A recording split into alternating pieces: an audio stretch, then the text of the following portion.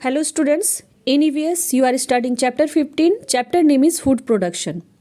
बच्चों कल मैंने आपको टाइप्स ऑफ फार्मिंग पढ़ाया कि फार्मिंग के 2 टाइप्स होते हैं, subsistence farming and commercial farming.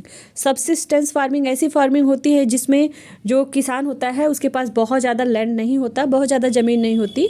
किसान जो है वो फार्मर पुअर होता है, उसके पास बहुत ज़्यादा ज़मीन नहीं होती, वे थोड़े से भूभाग पे खेती करता है और उस खेती से अपनी दैनिक जीविका चलाता है। जबकि कमर्शियल फार्मर जो होते हैं, जो कमर्शियल फार्मिंग में जो करने वाले जो फार्मर्स होते हैं वो बहुत रिच होते हैं, उनके पास काफ़ी ज़मीन होता है, उनके पास एडवांस टेक्नोलॉजी होती है और वो व्यापार करने के उद्देश्य से खेती करते हैं। चूँकि उनके पास ज़मीन बहुत ज़्यादा होती है तो उनकी दैनिक ज़रूरतों से खेती से मिलने वाले जो सामान हैं वो उनकी दैनिक ज़रूरतों से की अपेक्षा वो काफ़ी ज़्यादा होते हैं, इसलिए वो ज़्यादा से ज़्यादा पैसा कमाने के उद्देश्य से खेती करते हैं। तो कमर्शियल फार्मिंग में व्यापार के उद्देश्य से खेती होती है, जबकि सबसिस्टेंस फार्मिंग अपनी दैनिक जीविका चलाने के लिए फार्मर जो है वो खेती करते हैं, तो वो कहलाता है सबसिस्टेंस फार्मिंग। तो बच्चों ये हमने कल पढ़ लिया था, आइए लाइन बाय लाइन इस चैप्टर को हम आज एक्सप्लेन करते हैं। फूड प्रोडक्शन मतलब भोजन का उत्पादन। Food plays a huge role in today's society. भोजन आज के समाज में एक महत्वपूर्ण भूमिका निभाता है। Throughout the world more people live by farming than by any other occupation. हम जानते हैं कि भोजन हमारी एक बेसिक ज़रूरत है, इसके बिना हम जीवित नहीं रह सकते। भोजन, पानी, हवा, ये 3 हमारी बेसिक नीड्स है, इसके बगैर हम बिल्कुल भी जीवित नहीं रह सकते। Through out the world more people live by farming than any other occupation. Through out the world, पूरे संसार में, मोर पीपल मतलब अधिकतर लोग, लिव बाय फार्मिंग खेती के द्वारा जीवित रहते हैं, then by any other occupation, दूसरे और ऑक्यूपेशन, दूसरे और पेशा के अपेक्षा।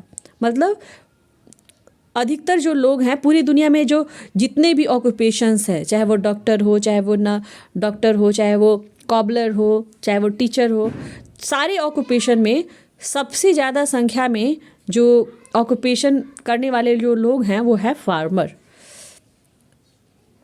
वो बहुत सारे फार्मर भी ऐसे हैं कि फार्मिंग का काम करते हैं, इसके अलावा भी अदर ऑक्यूपेशन भी करते हैं, लेकिन साथ ही फार्मिंग का भी काम करते हैं। मतलब ये कहा जाए कि फार्मिंग करने वाले लोगों की संख्या जो है वो ज़्यादा है। And people of the world are dependent on the product of farming more than on the product of any other occupation and the people of the world, और पूरी दुनिया के जो लोग हैं are dependent मतलब निर्भर है on the product of farming के प्रोडक्ट पर, खेती के उत्पादों पर पूरी दुनिया के लोग निर्भर है, more than on the product of any other occupation, दूसरे और ऑक्यूपेशन के, दूसरे और कोई भी पेशा हो उसके प्रोडक्ट के अपेक्षा। फार्मिंग के जो भी प्रोडक्ट है उसके ऊपर लोग ज़्यादा निर्भर है दूसरे और ऑक्यूपेशन से मिलने वाले प्रोडक्ट के अपेक्षा। जैसे नए कपड़े नहीं भी पहनेंगे तो हमारा काम चल जाएगा, कुछ ही कपड़ों में हमारा काम चल जाएगा। नए जूते नहीं भी रहेंगे तो भी अगर हमारे पास 1 पेयर ऑफ शूज़ है तो भी हमारा काम चल जाएगा। लेकिन जो फूड प्रोडक्ट है, जो फार्मिंग से मिलने वाले प्रोडक्ट हैं, राइस, व्हीट, वेजिटेबल्स, फ्रूट्स, इसके बगैर हमारा काम नहीं चल सकता। तो लोग जो है फार्मिंग के जो प्रोडक्ट हैं उसके ऊपर ज़्यादा डिपेंडेंट है और दूसरे ऑक्यूपेशन से मिलने वाले प्रोडक्ट के अपेक्षा। Let us find out more about this important occupation. Let us find out, आइए पता लगाते हैं, more about this important occupation, इस महत्वपूर्ण ऑक्यूपेशन। कौन सा महत्वपूर्ण ऑक्यूपेशन? फार्मिंग के बारे में आइए चलिए और कुछ और पता लगाते हैं, कुछ और जानते हैं। Farmers till the soil to produce food through farming.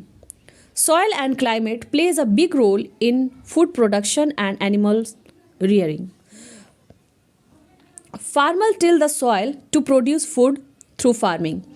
किसान जो है फार्मिंग के लिए, खेती के लिए सॉइल का, मिट्टी का उपयोग करता है और मिट्टी जो है ही फूड प्रोड्यूस करती है फार्मिंग के थ्रू, खेती के थ्रू। सॉइल ही फूड प्रोड्यूस करती है। सॉइल एंड क्लाइमेट, मिट्टी और जो जलवायु है, plays a big role in food production. Soil and climate plays a big role in food production. Food के प्रोडक्शन में मिट्टी और क्लाइमेट एक बहुत महत्वपूर्ण भूमिका निभाते हैं। जैसे सारी मिट्टी में सारे प्रकार के खाद्यान्न नहीं हो पाएंगे। आप आगे बड़े क्लासों में आप पढ़ेंगे मिट्टी के टाइप्स के बारे में, तो कुछ एक प्रकार की फसल जो है वो कुछ एक निश्चित प्रकार की मिट्टियों में भी होती है।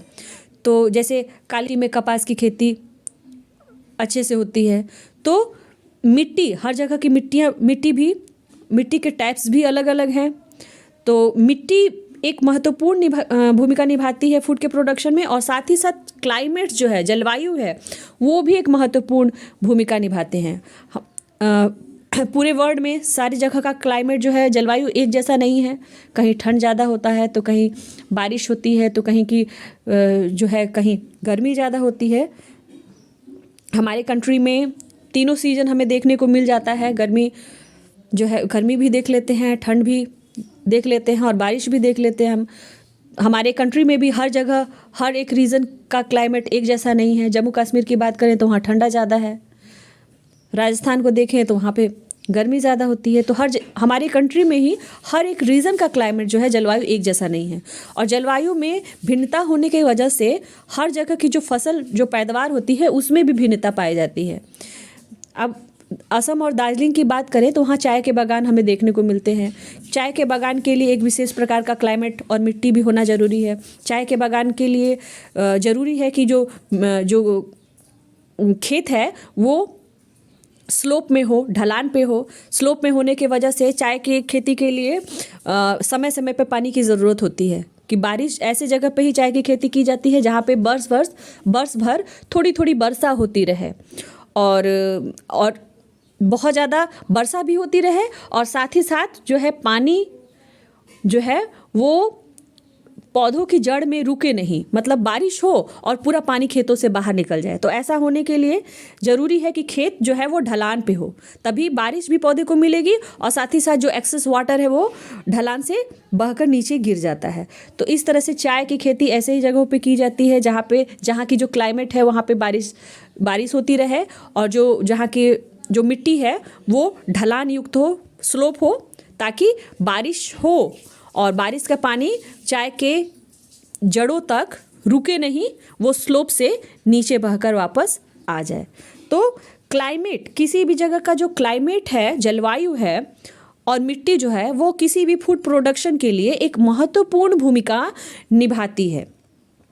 क्लाइमेट के अनुसार ही अलग अलग जगह पे अलग अलग फसलें उगाई जाती है।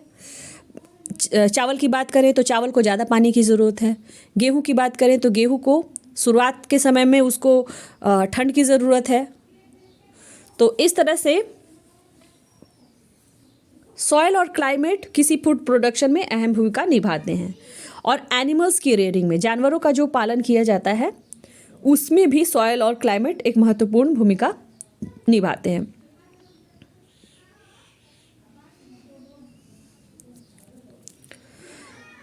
There are different types of farming around the world because the varied climate condition. There are different types of farming. अलग अलग प्रकार की जो खेती होती है around the world, पूरी दुनिया में अलग अलग प्रकार की खेती होती है because of varied climate condition. भिन्नतापूर्ण क्लाइमेट कंडीशन होने की, जलवायु की परिस्थितियां होने की वजह से अलग अलग जगह पे अलग अलग प्रकार की खेती की जाती है। किसी फसल को ठंड की ज़रूरत होती है, कोई जो फसल है वो उसको ज़्यादा पानी की ज़रूरत है, तो वो बरसात में, बारिश के ऐसे जगह पे वो ऐसे फसल उगाए जाएंगे जहाँ पे वर्षा अधिक हो। तो अलग अलग क्लाइमेट, बहुत सारे अलग अलग फूड प्रोडक्शन के लिए अलग अलग क्लाइमेट की ज़रूरत होती है। इसलिए अलग अलग रीजन्स में अलग अलग टाइप की फार्मिंग की जाती है।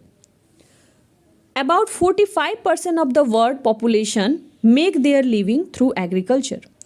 लगभग पूरी दुनिया के 45% जो पॉपुलेशन है वो अपनी जीविका एग्रीकल्चर से या खेती से, एग्रीकल्चर में केवल खेती ही नहीं है, एग्रीकल्चर फार्मिंग जो है एग्रीकल्चर का एक पार्ट है।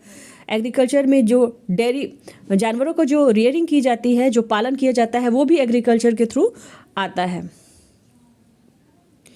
तो एग्रीकल्चर जो है वो 45% वर्ल्ड पॉपुलेशन की जीविका का एक माध्यम है।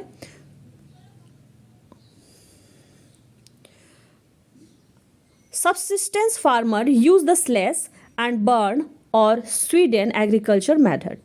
Subsistence farmer use the slash and burn and Sweden agriculture method.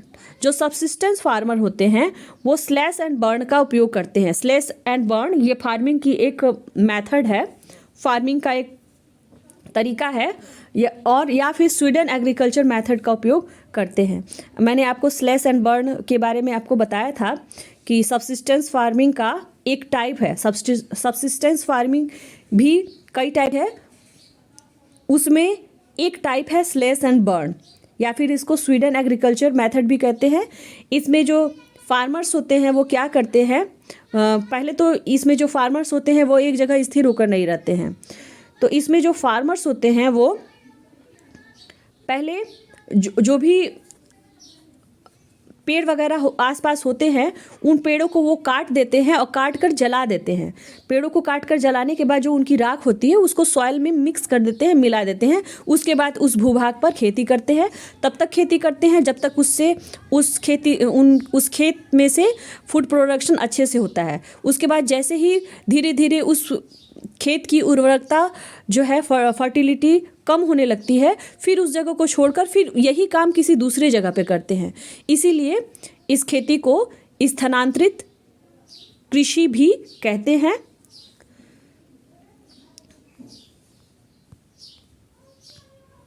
इसीलिए इस खेती को शिफ्टिंग कल्टीवेशन का मतलब स्थानांतरित कृषि, मतलब एक जगह स्थिर होकर कुछ साल एक जगह खेती किया, फिर उस जगह को छोड़कर फिर दूसरी जगह खेती किया। तो इससे जो है वनों की कटाई बहुत ज़्यादा मात्रा में हो जाती है शिफ्टिंग कल्टीवेशन में, क्योंकि लोग पेड़ों को काट कर ज़मीन बनाते हैं। तो इस शिफ्टिंग कल्टीवेशन से वन जो है बहुत ज़्यादा मात्रा में पेड़ जो है वो कम हो जाते हैं। तो यह जो है सबसिस्टेंस फार्मिंग का एक टाइप है। इसको हम शिफ्टिंग कल्टीवेशन भी कह सकते हैं, या फिर इसको हम स्लैश एंड बर्न और स्वीडन एग्रीकल्चर मेथड भी इसको हम कह सकते हैं। तो ये सबसिस्टेंस फार्मिंग का एक टाइप है। In this method a portion of land is cleared. देखिए वही चीज़ इसमें लिखा हुआ है कि इस मेथड में किया जाता है कि ज़मीन का एक भाग क्लियर कर दिया जाता है, मतलब उसको काट दिया जाता है, साफ कर दिया जाता है, एंड बर्न, और उसको जला दिया जाता है। उस पर जो भी घास फूस जो भी पेड़ होते हैं उसको जला दिया जाता है, to provide at least 1 to 3 years of good crops, जिसमें वहाँ पे 1 से लेके 3 साल तक अच्छे क्रॉप्स उसमें उगते हैं for that portion of land. उस जमीन के उस भाग से 1 से 3 साल तक अच्छे फूड प्रोडक्शन होता है। Once the land can no longer be utilised, a new patch of ground is slashed and burned.